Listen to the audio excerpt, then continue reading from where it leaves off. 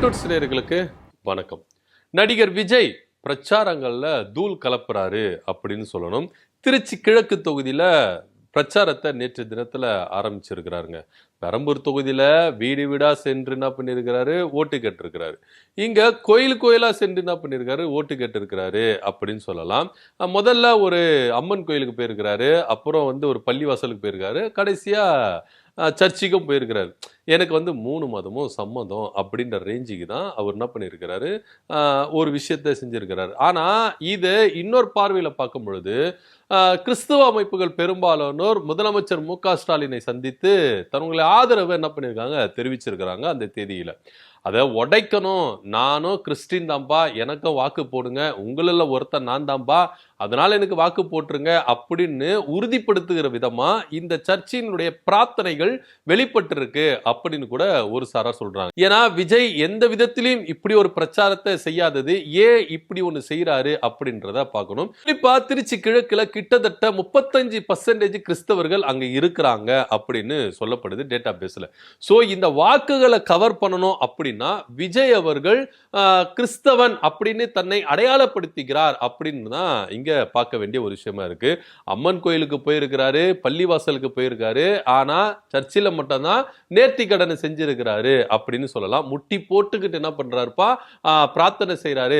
இப்படி தன்னைத்தானே வருத்திக்கிறாரே என் தலைவன், இப்படிப்பட்ட ஒரு தலைவன் இருக்கிறாரா, திமுக இப்படி செய்வாங்களா, அதிமுகவில் இப்படி செய்வாங்களா, பாஜகவில் இப்படி செய்வாங்களா அப்படின்னு பலர் என்ன பண்றாங்க, விஜயனுடைய தற்குறிகள் எல்லாருமே என்ன பண்றாங்க, கேள்வி கேட்டு வராங்க.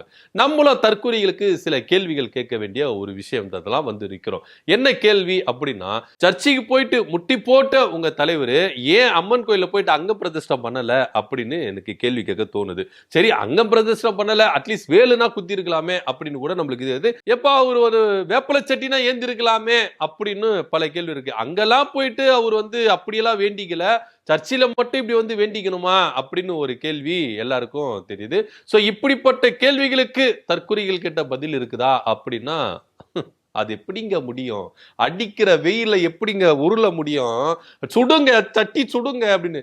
இப்போ சர்ச்சில மட்டும் என்ன பண்ணாராம், எல்லா கதவும் சாத்திக்கிட்டாராம்.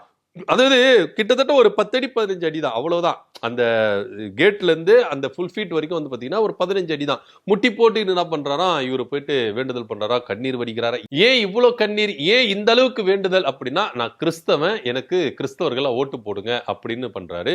இதுல சில சர்ச்சைகள்லயும் மாட்டிருக்கிறாரு விஜய் அவர்கள். ஏன்னா தேர்தல் விதிகள் அமல்ல இருக்கும் பொழுது சில விதிமீறல்கள் பண்ணக்கூடாது அப்படின்னு தேர்தல் ஆணையத்தினுடைய உத்தரவு.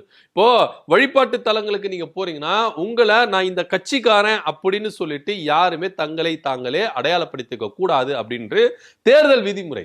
அப்படி இருக்கும் பொழுது அம்மன் கோயிலுக்கு போன விஜய் மேல கட்சி துண்டு கிடையாது, பள்ளிவாசலுக்கு போன விஜய் மேல கட்சி துண்டு கிடையாது. கிறிஸ்தவ கோயிலுக்கு போகும்போது மட்டும் ஏன் அந்த கட்சி துண்டு அப்படின்றதுதான் இங்க உன்னிப்பா பார்க்க வேண்டிய ஒரு விஷயமா இருக்கு. ஏன்னா சில கிறிஸ்தவ பேராயர்கள் என்ன பண்ணாங்கன்னா திமுகவுக்கு தங்களுடைய ஆதரவை தெரிவிச்சிருக்காங்க.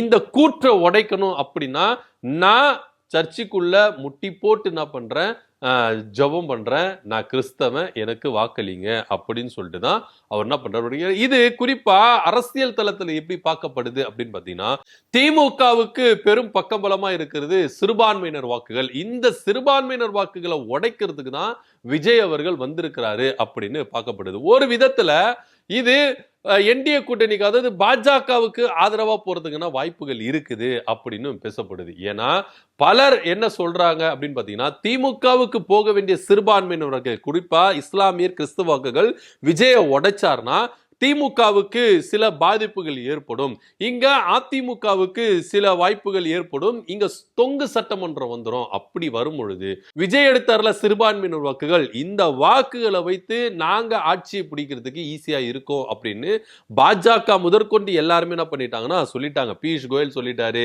நிதின் நபின் சொல்லிட்டாரு, அது பாத்தீங்கன்னா ராம்தாஸ் அத்வாலே அவர் என்ன பண்ணிட்டாரு சொல்லிட்டாரு, தொங்கு சட்டமன்றம் இங்க வந்துட்டா விஜய் எங்களுக்கு தான் என்ன பண்ணுவாரு, கை கொடுப்பாரு அப்படின்னு எல்லாருமே உறுதிப்படுத்தி பயன்படுத்திட்டாங்க. சோ சிறுபான்மையினர் வாக்குகளை உடைக்கிறதுக்கு தான், பிரிக்கிறதுக்கு தான் விஜய் அவர்கள் பாஜகவின் மூலமா வரவழைக்கப்பட்டு விட்டார் அப்படின்றது ரொம்ப வெட்ட வெளிச்சமா தெரியுது. ஏன்னா நீங்க அம்மன் கோயிலுக்கு போயிட்டு இப்படி இதெல்லாம் வேண்டுதல் செய்யவே இல்லை. ஏன்னா நீங்க போயிருக்கீங்க கிறிஸ்தவ கோயில்ல போயிட்டு தான் முட்டி போட்டு ஜெபம் பண்ண தெரியணுமா? ஏன் நீங்க அம்மன் கோயில்ல போயிட்டு அங்கம் பிரதிஷ்டம் பண்ணிருக்கலாம், தீச்சட்டி ஏந்திருக்கலாம், ஏதோ ஒரு விஷயத்த நீங்க என்ன பண்ணிருக்கலாம், இதுல வேல் குத்தி இருக்கலாம், ஏதோ ஒரு காவடி தூக்கி இருக்கலாம், எதனா ஒண்ணு பண்ணிருக்கலாம்ல. ஏன் பண்ணல? ஏன்னா அங்க போனா அதெல்லாம் வந்து பாத்தீங்கன்னா வெயிலா இருக்கும், பல கஷ்டங்கள் ஏற்படும்.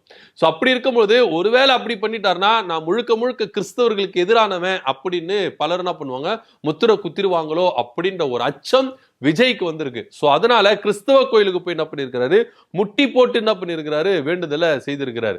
சோ மத்தவங்க வாக்கு நம்மளுக்கு வேணுமே அப்படின்றதுக்காக தான் ஒப்புகச்சப்புக்காண்டி என்ன பண்ணிருக்கிறாரு, அம்மன் கோயிலுக்கும் போயிருக்கிறாரு, பள்ளிவாசலுக்கும் போயிருக்கிறாரு அப்படின்னு பலரும் கருத்துக்கள் முன் வச்சிருக்காங்க.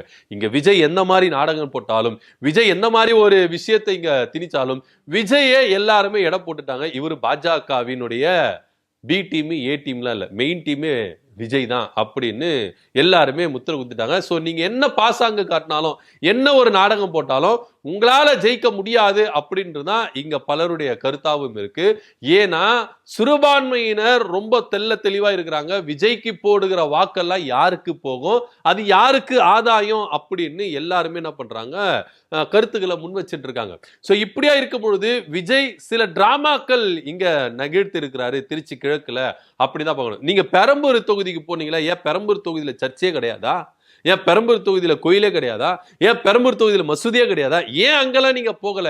குறிப்பா ஏன் விஜய் திருச்சி கிழக்குல இதை போய் பண்றாரு அப்படின்னா, அங்க வெயிட்டா இருக்கிற இனிகோ இருதயராஜுடைய வாக்கு வங்கியை சரிக்கணும். திருச்சியில திமுகவுக்கு சில பேராயர்கள் கூட்டமைப்புகள் வந்து என்ன பண்ணிருக்கு, ஆதரவு தெரிவிச்சிருக்கு, இதை உடைக்கணும் அப்படின்னா நான் இந்த மாதிரி செயல்கள்ல ஈடுபடுறேன். இதுதான் ஒருதலைபட்சமான விஷயங்களா இருக்கு, விஜய் போடுகிற டிராமாக்கள் இருக்குது. ஏன்னா இதே பெரம்பூர் தொகுதியில கிறிஸ்தவர் வாக்கு அதிகமா இருக்கு அப்படின்னு சொல்லிதான் விஜய் அவர்கள் வேட்புமனு தாக்கல் பண்ணியிருக்கிறாரு. பெரம்பூர் தொகுதியில ஏகப்பட்ட சர்ச்சை, அன்னை வேளாங்கண்ணி சர்ச்சை இருக்கு, அந்த சர்ச்சையில போயிட்டு நீங்க என்ன பண்ணிருக்கலாம், நீங்க அது மாதிரி முட்டி போட்டு ஜெபம் பண்ணிருக்கலாம். மசூதி இருக்கு, அம்மன் கோயில் இருக்கு, எத்தனையோ கோயில் இருக்குங்க, எத்தனையோ வழிபாட்டு தலங்கள் இருக்கு, ஏங்க அங்க போல திருச்சி கிழக்குல மட்டும் இப்படி போறாரு? எல்லாரும் சிந்திக்கணும். ஏன்னா விஜய் அவர்களுடைய வாக்கு வங்கி முழுக்க கிறிஸ்தவ வாக்க தாம் பக்கம் இழுத்துக்கணும், நான் கிறிஸ்தவன் அப்படின்னு அடையாளப்படுத்திக்கிறதுக்கு தான் இந்த விஷயங்கள் செஞ்சிருக்கிறாரு. அது மாத்திரம் இல்லாம தேர்தல் விதியை வந்து மீறிட்டாரு.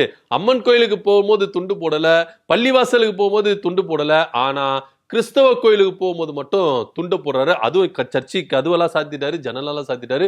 விஜய் என்ன பண்றாரு, முட்டி போட்டு ஜெபம் பண்றாரு அப்படின்னு பலரும் கருத்து வச்சிருக்காங்க. சோ ஒரு வேட்பாளர் தான் இந்த கட்சி ஆளு அப்படின்னு வழிபாட்டு தலங்களுக்கு போகும்போது அடையாளப்படுத்திக்க கூடாது. ஆனா விஜய் தன்னுடைய கட்சி துண்டை வந்து என்ன பண்ணிருக்காரு, போட்டுட்டு தான் கிறிஸ்தவ தேவாலயத்துல போய் என்ன பண்ணிருக்காரு, முட்டி போட்டு ஜெபம் பண்ணி வேண்டுதல் செஞ்சிருக்கிறாரு. சோ இது தேர்தல் விதிமுறை மீறல் அப்படின்னு இங்க பார்க்கப்படுது. விரைவில் அவர் மேல வழக்கும் தொடர்வதற்கான வாய்ப்புகளும் இருக்கு அப்படின்னு பார்க்கப்படுது. சோ நான் கிறிஸ்தவன், எனக்கு கிறிஸ்தவ வாக்குகள் வரணும் அப்படின்னு விஜய் அவர்கள் இந்த தேவாலயத்துல முட்டி போட்டு ஜெபம் பண்ணி வேண்டுதல் செய்துதான் இங்க வெட்ட வெளிச்சமா காட்டுது. இதை பத்தியோட கருத்து கீழே கமெண்ட் பண்ணுங்க. நன்றி, வணக்கம்.